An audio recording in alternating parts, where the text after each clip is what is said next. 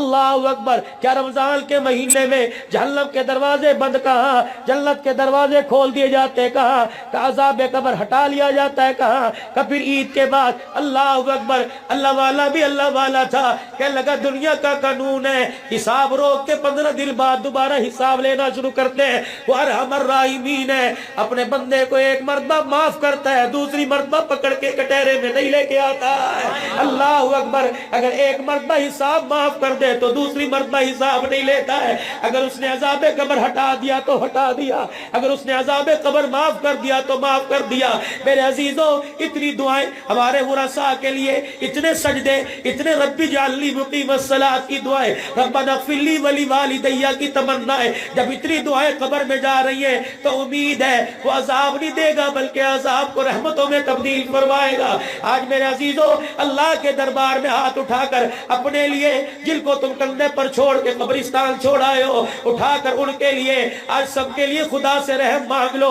رب کعبہ کی قسم ہے، 25ویں رات ہے، لیلۃ القدر کی رات ہے، پتہ نہیں دوبارہ نصیب ہو یا نہ ہو. اللہ اکبر. پتہ نہیں اس کندھے کی طرف دیکھو، اس کندھے پر کتنے جنازے چھوڑ کے آئے ہو. ان ہاتھوں کی طرف دیکھو، کتنی مٹی کی مٹھیاں لوگوں کے منہ پر ڈال کے آئے ہو. او لوگوں، ان آنکھوں کی طرف دیکھو، کتنی میتوں کو دیکھ کے آنسو بہا کے آئے ہو. اگر رہے وہ نہیں تو رہنا آپ نے میرے بھی کوئی نہیں. او لوگوں، اپنی اپنی موت کا مراقبہ کیا کرو.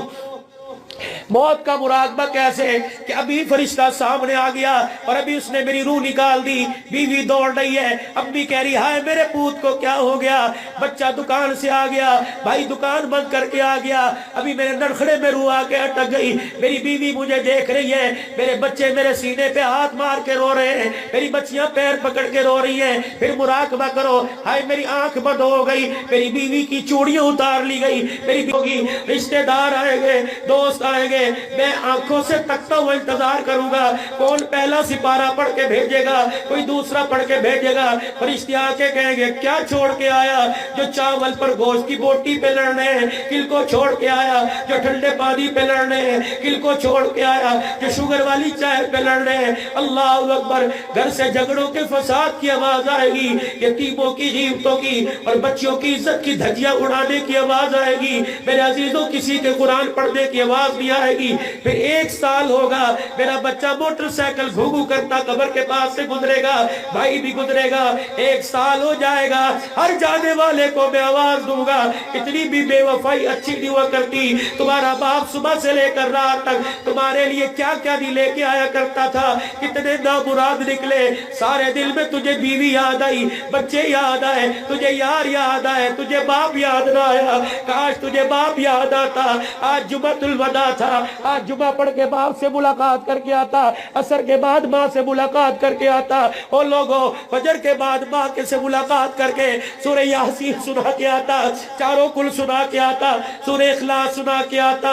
کتنی بے وفائی. آخری جملہ پھر تیری میری قبر سے آئے گا، جا میرے بچے اللہ تیرا بھلا کرے، جا میرے بھائی اللہ تیرا بھلا کرے. پھر میں قبر کی طرف سے ان کی طرف سے منہ موڑ کے پرلی طرف کروں گا اور ایک ہی جملہ کہوں گا، مبارک ہو ہمیں کیا جو تربت پہ میلے رہیں گے، تہے خاک ہم تو اکیلے رہیں گے. تیری مرضی پھولوں کی پتیاں ڈال، تیری مرضی اگربتیاں ڈال، تیری مرضی بچوں کو بلا کے قرآن خوانی کر، تیری مرضی جمعۃ الوداع کے دن دیکھ پکا کے میرے لیے ہاتھ اٹھا.